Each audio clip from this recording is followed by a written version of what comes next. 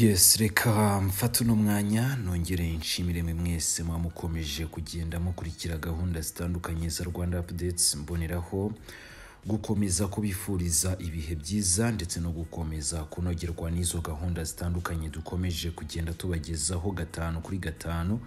Ari nako kandi mboneraho gukomeza kubifuriza umugoroba mwiza, by'umwihariko n'intangiro nziza za weekend. Ni amakuru kuri ubu ngubu akomeje kugenda yisukiranya mu bitangazamakuru binyuranye hano mu gihugu cy'u Rwanda, yewe no ku mbuga nkoranyambaga. Aya makuru yakuruye impaka ndende, dore ko RURA yanze kuva ku izima ngo imanure ibiciro yorohereze abaturarwanda.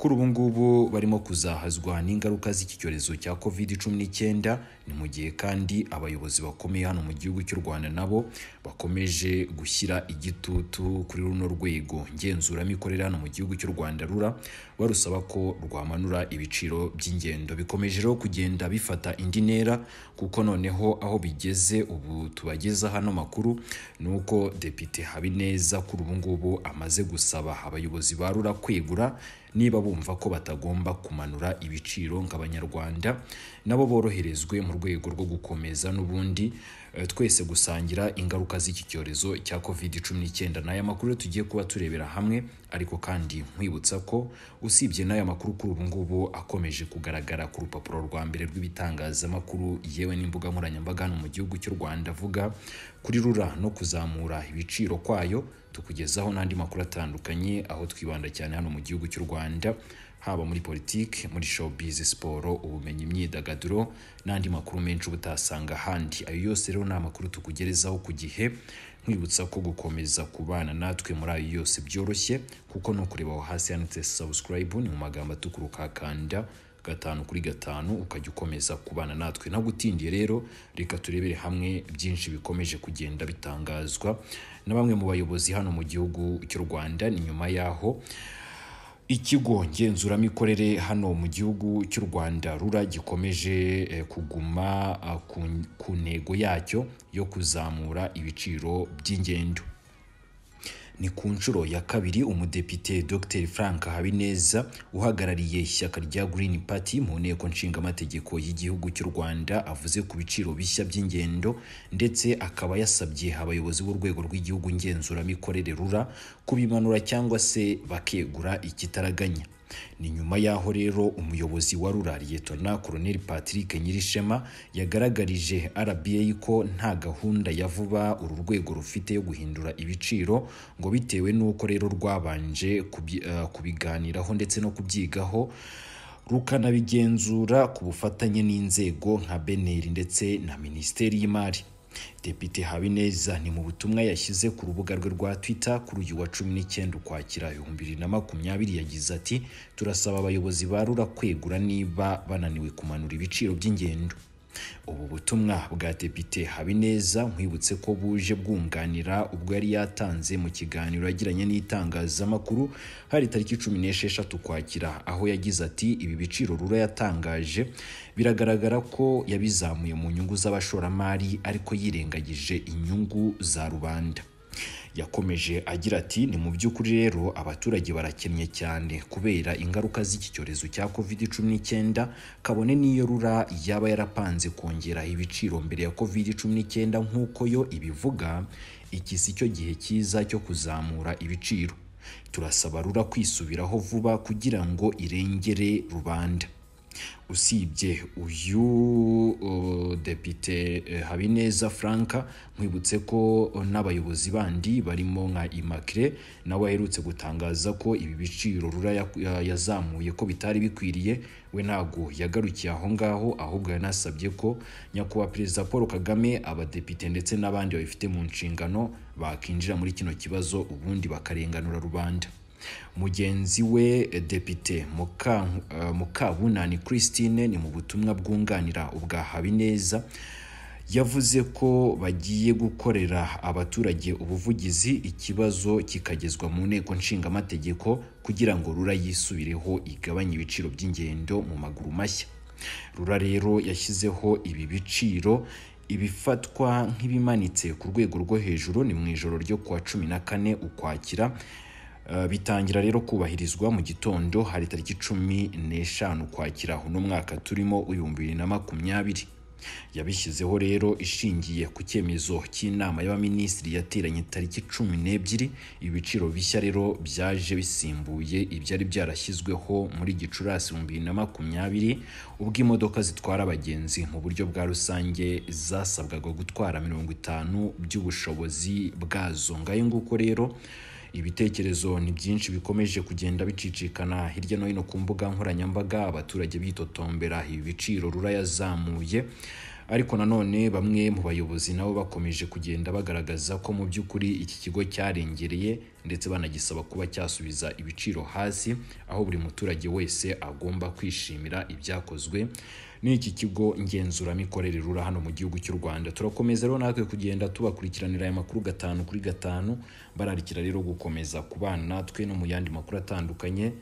Mbasaba no kudusigira ibitekerezo byanyu aho hasi, ngiye 5 kuri 5 ni mu kanya gato dukomeza kubana. Sena y'u Rwanda irasaba leta gushyiraho mu buryo bwihuse ubundi buryo bwakwifashishwa mu guhana abakoze ibyaha kugira ngo hirindwe ubucucike muri za gereza zo mu gihugu buri ku gipimo c'124%.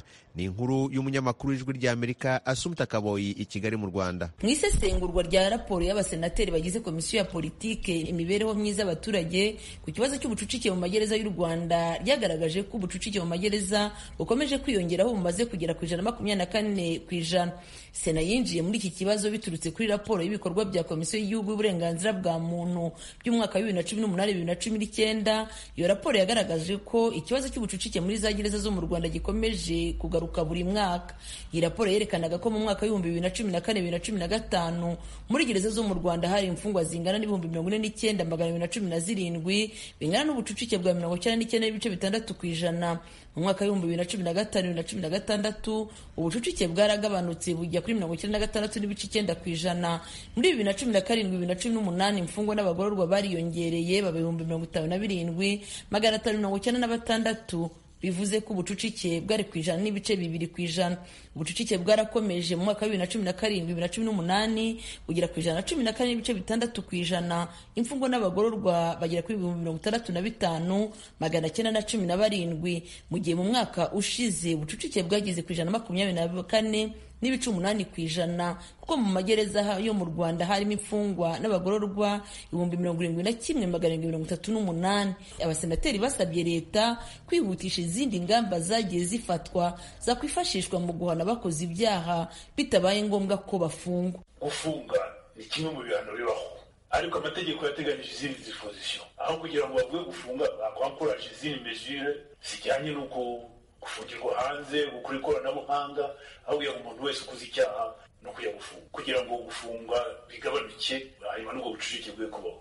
Umubare mwinshi uri muri gereza bashyizeho ubundi buryo ahubwo wagenda ugabanuka ukaribera imyanya muri gereza ziriho. Koko raporo ni ku bucucike ni ikibazo, turabibona ahantu hagomba kuba abantu 50 kwashyira 100 ni ikibazo. Ku mwarimu adashobora kumetiriza uwo mubare urenze muri gereza, mwigeze mugira amatsiko yo kumenya ingaruka ubucucike butera abagororwa barimo, tujya nko gukoresha za infrastructure, dushe, toilette.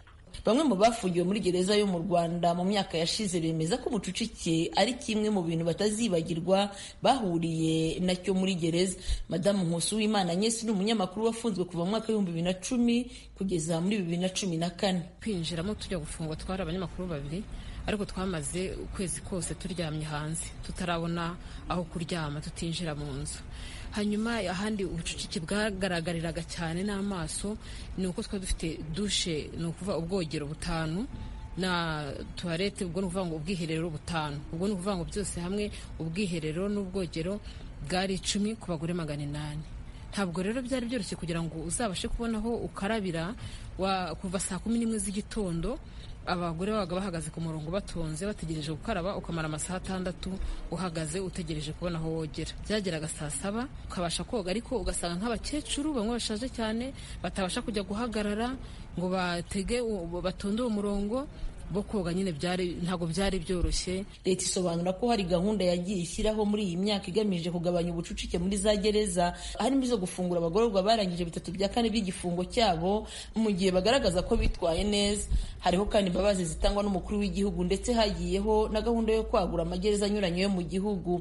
Ibi byifuzo by'abasenateri ndetse n'ibihora bigaruka buri mwaka muri raporo za Komisiyo y'Igihugu uburenganzira bwa muntu nibyo byashingiweho. Leta igaragaza ko mu gihe cya vuba hazaba hashyizweho ubundi buryo abantu bashobora guhanwamo atari ugufungwa gusa. Umuyobozi w'urukiko rw'ikirenga Bwana Faustin Nteziryayo aherutse kubibwira radiyo Ijwi ry'Amerika.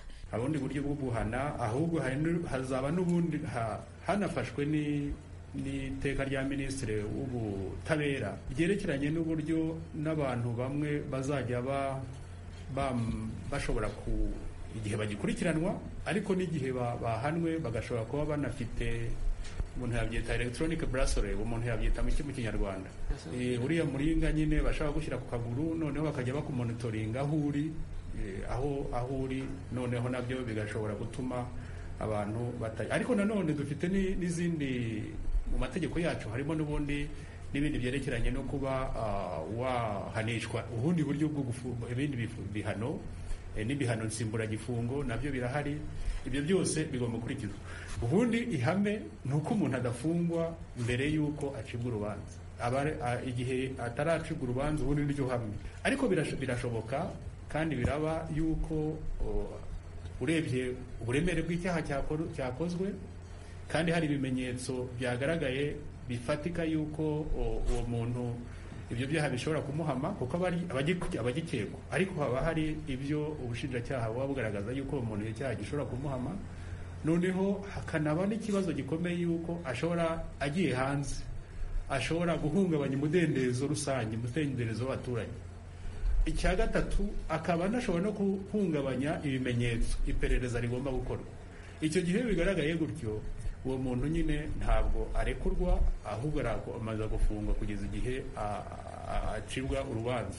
Kugeza ubu mu Rwanda hari gereza 14 zifungiwemo abagororwa n'imfungwa basaga 71,000. Assumpta Kaboyi, Ijwi ry'Amerika, i Kigali.